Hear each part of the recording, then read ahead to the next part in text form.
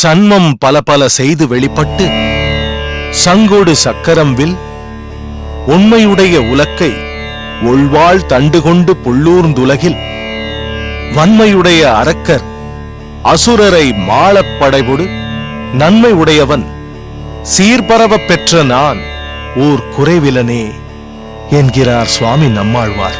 சுவாமி, பகவானின் பஞ்சாயுதங்களையும் போற்றுவதாக இருக்கிறது இப்பாசுரம்.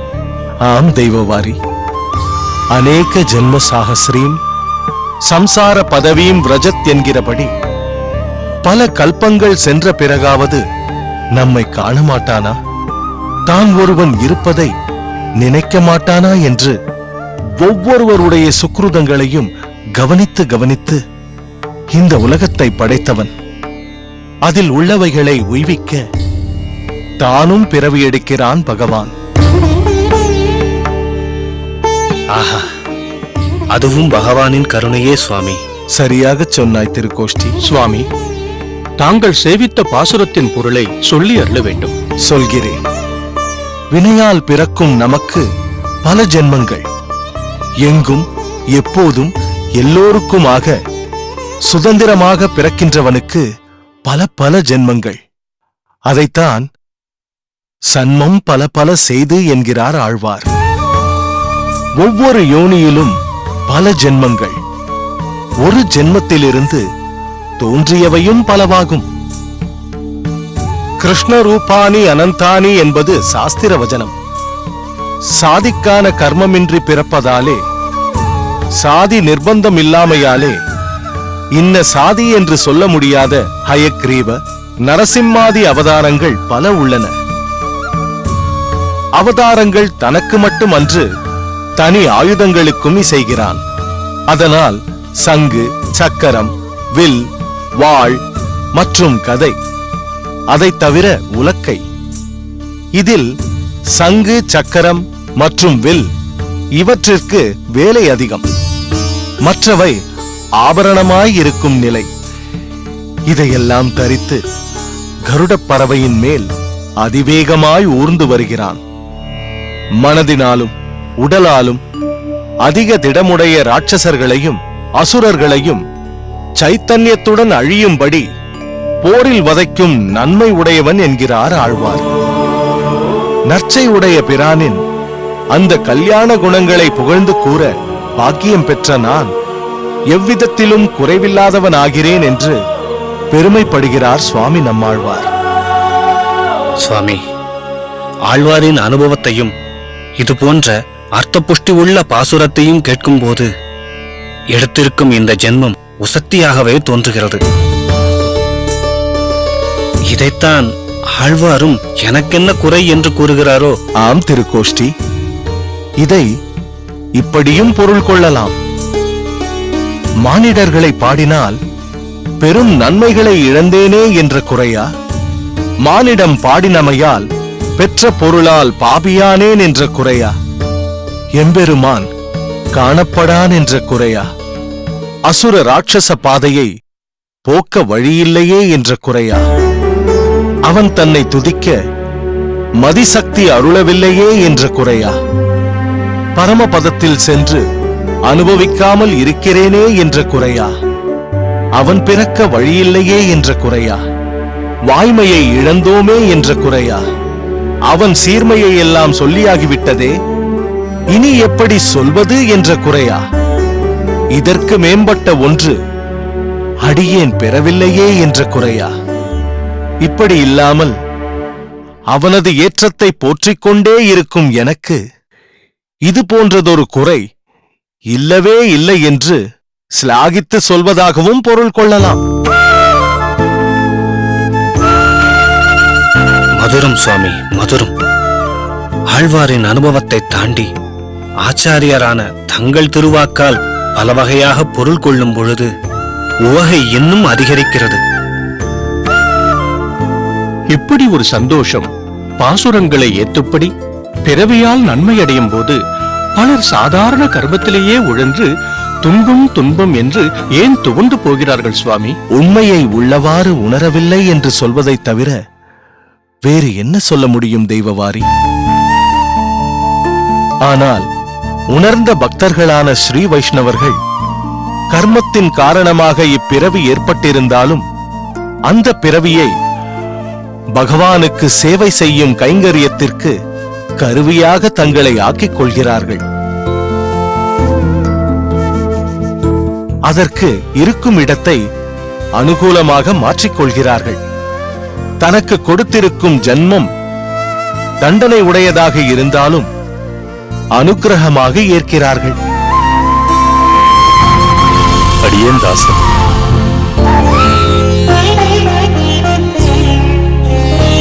சகல வளங்களும் பெற்று கைங்கரிய நிஷ்டர்களாக விளங்குவீர்களாக. எழுந்திருங்கள்.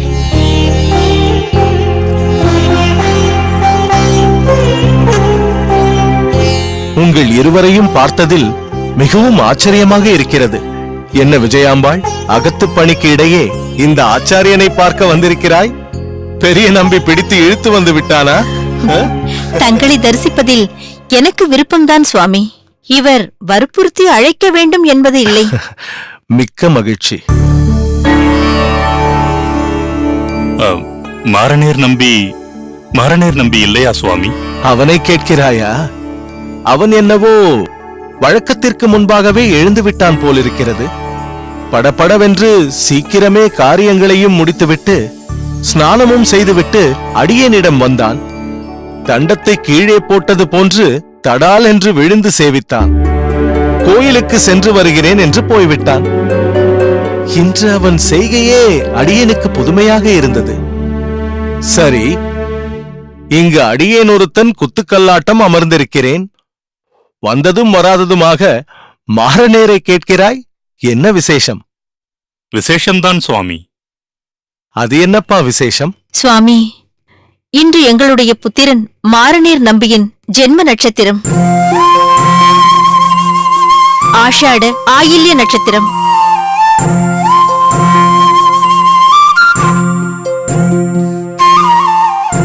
அடியேன் கூட ஞாபகம் வைத்துக் கொள்ளவில்லை சுவாமி. இவள்தான் அவன் ஜென்ம நட்சத்திரத்தை நினைவில் வைத்துக் கொண்டு எனக்கும் அறிவுறுத்தினாள். பார்த்தாயா பெரிய நம்பி, நீயும் நினைவில் கொள்ளவில்லை. அடியேனும் ஆன்மீக தந்தை என்ற கௌரவத்தில் இங்கு அமர்ந்திருக்கிறேன். அடியேனுக்கும் மாரநேர் நம்பியின் ஜென்ம நட்சத்திரத்தை பற்றி சிந்தனை இல்லை. ஒரு தாயாக தன் மானசீக புத்திரன் மாரநேர் நம்பியின் பிறந்த நாளை நினைவில் கொண்டு அவனை தேடி இங்கு வந்திருக்கிறாள். தாயின் ஸ்தானம் என்றுமே ஒரு உயர்ந்த ஸ்தானம்தான். அதுதான் ஒரு தந்தைக்கும் தாய்க்கும் உள்ள வித்தியாசம். ஒரு ஆன்மீக குருவாக, தந்தையாக அவனுடைய பிறப்பு இறப்பு என்ற சுழலிலிருந்து உய்விக்க வேண்டும் என்ற காரியத்தை அடியேன் செய்து கொண்டிருக்கிறேன். இருந்தாலும் வைஷ்ணவர்களை பொறுத்த வரைக்கும் பூமியில் பிறப்பதே சிறப்புதான்.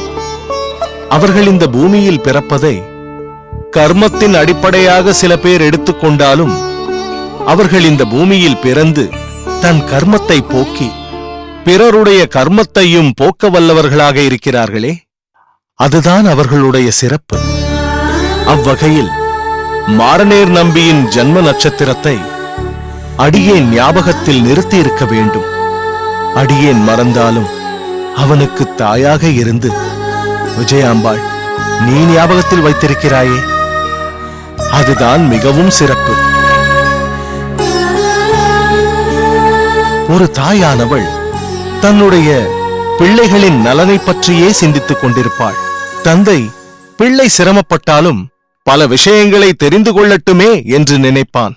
ஆனால் தாய் குழந்தைகளின் சுகத்தையும் சௌகரியத்தையும் மட்டுமே கருத்தில் கொள்வாள். அவ்வகையில் ஒரு தாயாய் வெறும் வார்த்தைக்கு மட்டும் மானசீகம் ஸ்வீகாரம் என்று கொள்ளாமல் ஒரு பெற்ற தாயை போன்றே ஆத்மார்த்தமாய் மாரநேர் நம்பியின் ஜன்ம நட்சத்திரத்தை கொண்டாடுவது மெய்சிலிர்க்க வைக்கிறது. உங்களுடைய வாத்சல்யத்தையும் தியாக உணர்வையும் பார்க்கும்போது அடியேனெல்லாம் ஒன்றுமே இல்லை. சுவாமி, அபச்சாரம். அப்படி ஒரு வார்த்தை சொல்லாதீர்கள். தாங்கள் ஒரு தீபம் போல் எங்களிடையே வீற்றிருக்கிறீர்கள். தங்களுக்குள் இருக்கும் ஒரு ஞான ஒளி தங்களுக்குள் இருக்கும் ஒரு பராபக்தி, தங்களுக்குள் இருக்கும் பகவத் சரணாகதி ஒளியாய் பரவி எங்களையெல்லாம் வழி நடத்துகிறது. தலையாய் இருந்து தாங்கள் செயல்படுத்த, வாளாய் இருந்து நாங்கள் முடிக்க முயல்கிறோம். அவ்வளவே. தங்களையின்றி எங்களுக்கு ஒரு தனி சிறப்பும் இல்லை. வாப்பா அடியேன் சுவாமி. மாறனேர், கோயிலுக்கு போய்விட்டு வந்தாயா? உன்னை தேடித்தான் இவர்கள் இருவரும் வந்திருக்கிறார்கள். சுவாமி, என்னையா அடியனை தேடியா? ஆமாம், உன்னுடைய ஜன்ம நட்சத்திரத்தில் உன்னை வாழ்த்த வந்திருக்கிறார்கள்.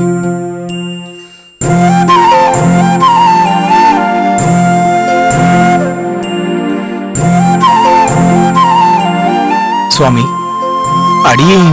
நீ சொல்லவில்லை என்றால் தெரியாமல் போய்விடுமா? உன் அண்ணன் இங்கு வந்து சென்றான் அல்லவா? உன்னை ஸ்வீகார புத்திரனாக இவர்கள் பாவித்த பின்பு உன்னை பற்றி பூரணமாக அவனிடமிருந்து அறிந்து கொண்டோம். இப்போது புரிந்ததா?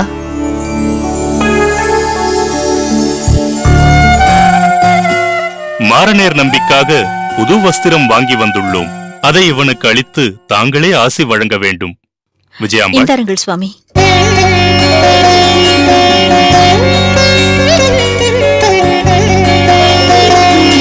மனோபிஷ்டம் அனைத்தும் பூர்த்தியாகட்டும். எழுந்திரு.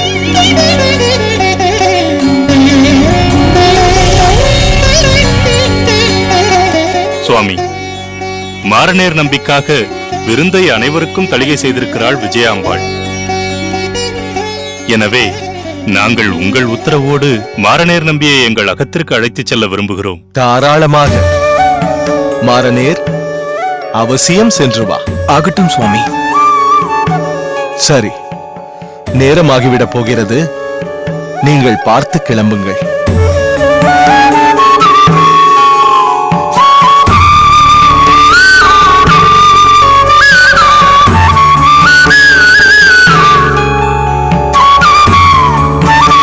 சுவாமி, அடியேன் எந்த ஜென்மத்தில் என்ன புண்ணியம் செய்தேனோ தங்கள் இருவரையும் பெற்றோராக அடைந்துள்ளேன். ஏனப்பா மிகப்பெரிய வார்த்தைகளை பேசுகிறாய்? இது வெறும் வாய் வார்த்தை இல்லை சுவாமி. அடியேனின் அடிமனதில் இருந்து வரும் வார்த்தைகள். இப்படி ஒரு தாய் தந்தையரை அடியேன் அடைந்திருக்கின்றேனே, அதுவே போதும். இனி எதை அடைய வேண்டுமோ அதையெல்லாம் அடியேன் நிச்சயம் அடைவேன். இந்த திவ்ய தம்பதிகளின் ஆசிகளையே அடியேன் பெரும் பேராகவும் பிறந்த நாள் பரிசாகவும் பெற நினைக்கிறேன். அடியனை ஆசீர்வதியுங்கள்.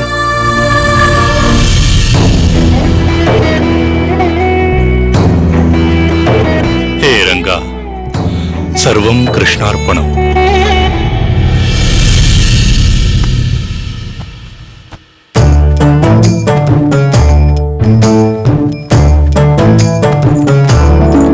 இது என்ன மூட்டை கட்டிக் கொண்டிருக்கிறாய்? யாருக்கு இது? அவசியம் தெரியத்தான் வேண்டுமா? சரி, நான் அப்பாவிடம் சென்று சொல்கிறேன்.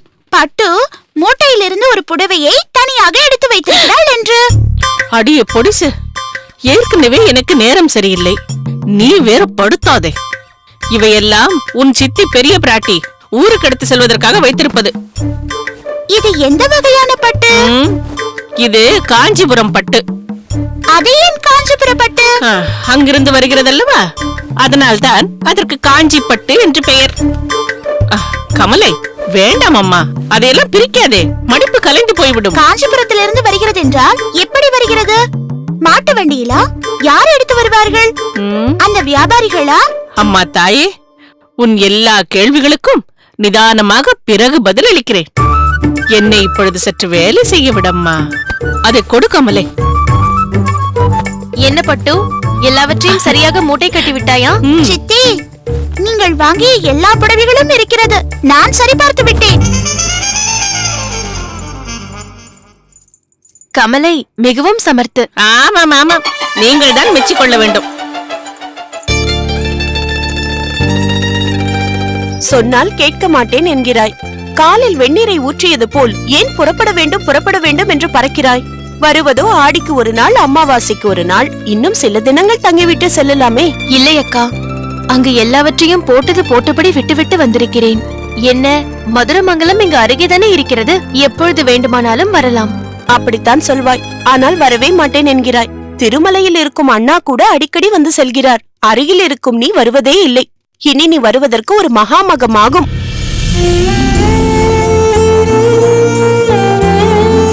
இந்தாருங்கள் சித்தி. இது என்னது? அதிரசம். உங்களுக்காக நானே செய்தேன். அதிரசம் செய்வது என்பது இவனுக்கு கைவந்த கலை. அகத்திற்கு எந்த உறவினர் விருந்தினர் வந்தாலும் இதை தவறாமல் செய்து கொடுப்பாள். சித்தி, சித்தப்பாவிற்கும் பிடிக்கும் அல்லவா? அவருக்கு பிடிக்காதது என்று எதுவுமே கிடையாதே.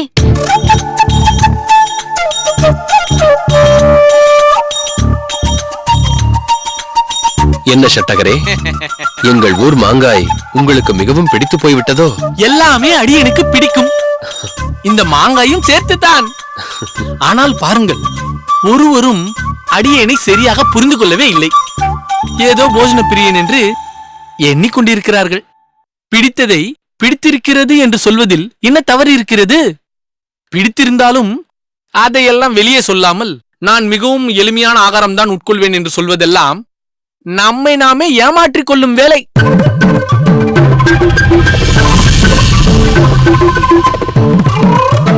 அவர்களுக்கு உயர் ரக புடவை, எனக்கு நூல் புடவை. நானும் அவர்களைப் போல் ஒரு மனுஷிதானே.